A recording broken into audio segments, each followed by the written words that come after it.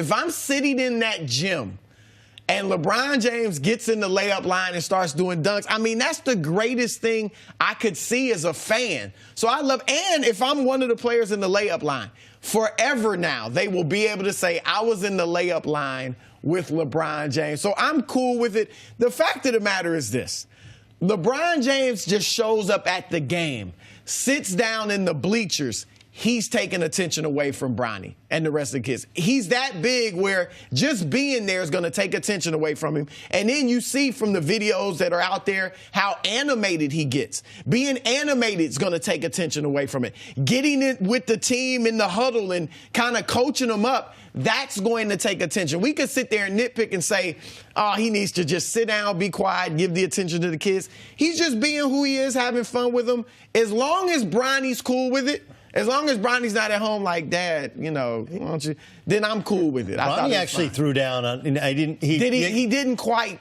He missed one, right? Did he try to throw down a dunk? He made one earlier, a week ago or so? No, and he missed one a week ago or so in a game. Yeah. But he actually made one in layup line, throwing it up to himself. Oh, he did it? Yeah, he threw one down. Like, look, there's a bunch of. First of all, the most dated rule in sports has been eliminated, at least in college basketball, which you can now dunk when the refs are out there. Like, See, refs are out here, you can't dunk anymore. We weren't allowed to dunk when I played high school. I would have been dunking on the show. Yep. Well, no, I mean, but look, there used to be a use before breakaway rims, before they fixed the backboards. You ran the risk of, and he's not hanging on the rim there. It is weird. It is kind of. I can get why people might say it's a little weird. Like, dude, really? Like you? I think that's so special. I'm with you. Imagine you're a kid. Oh my God. Imagine you're a high school kid and the greatest player on the planet. I get all that. So if Beyonce's kid's ever given a performance, do you think Beyonce's going to get up and grab the mic and warm up a couple bars? If I was trying to dance, I can't dance, and Beyonce was standing next to me, I would talk about that moment for the rest of my life. Yeah, like a school talent show, and her kids are up there dancing, and Beyonce goes up there and dances with them. I think here's all the takeaway that you should use. Okay, I coach youth basketball. Coach my son. We have an AAU program. My dad, my late father, had run for 30 years. Is he yelling at the refs? Right? Is he a positive or negative influence on the game? He's not yelling at the refs. He's not chastising them. Not chasing them off the floor. He's not, MFing his kids up and down. AAU mom, he said. He said in barbershop. He got into it with an AAU mom. But what was it over? What was the context of it? Right? Was it somebody complaining about my kid not getting enough shots or whatever? Is he usurping the power of his head coach? Is he allowing the head coach to coach Bronny? Like, these are things. If we start hearing, hey, LeBron's intimidating officials, LeBron is yelling at other kids to pass to Bronny. Right? If LeBron is giving Bronny a pass on not playing any defense, not playing the right way, then I got an issue with it. But the team won the game. And by the way, in addition to being a great experience, how intimidating is that if you're at the other end of the court? I'm surprised the other guys weren't standing there looking. They were just worried about won. By the way, they won the national championship. They won that game. They won that thing in layup lines because everybody else is like, oh, my God, we're playing against LeBron's kid. Will it help Bronny to be, given the scrutiny he's under with his father being LeBron James, do you think it helps being in Los Angeles rather than being in Cleveland or being around Akron? What I'll say is, look, being in Cleveland, the pressure may have been, you certainly didn't get as much media attention, although now with technology, you get it everywhere. But being in Cleveland, Akron, going to the same high school as LeBron, that would have been maybe more pressure than what he's going to face in L.A. But here's the thing, and I say this about the Balls. Because their dad, obviously not LeBron, but he puts that type of pressure on them with his proclamations. Looking at Lonzo, it looks like, for all his flaws, he can handle pressure. He can handle the big stage. Some of his best games were Madison Square Garden for the first time, against LeBron for the first time. So I think he's used to playing under pressure because of all the proclamations his dad made.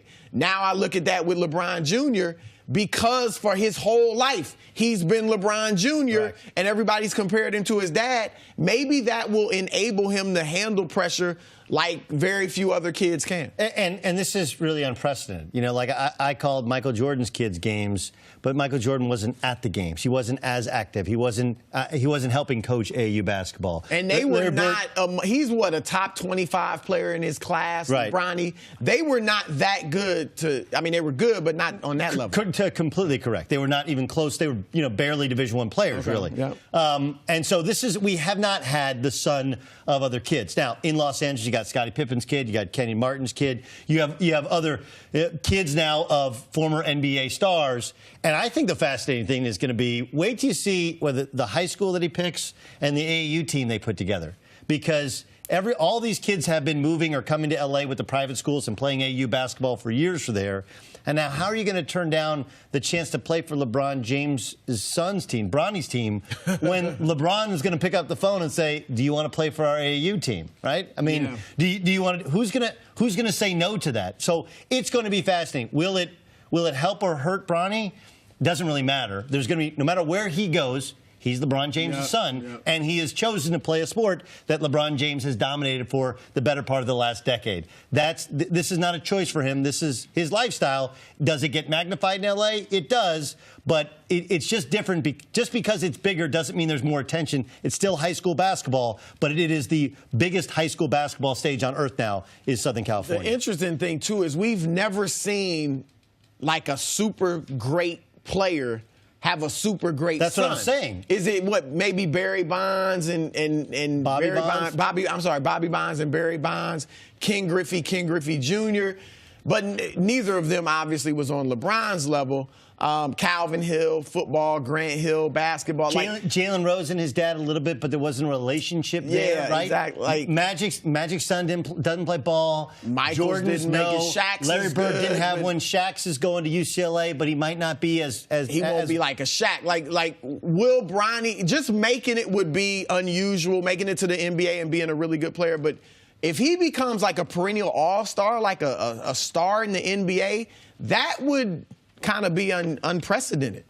Thanks for watching. Subscribe here to get the latest from the show. Also, be sure to check out more of the best clips from First Things First, or go watch a few segments from our other shows on FS1.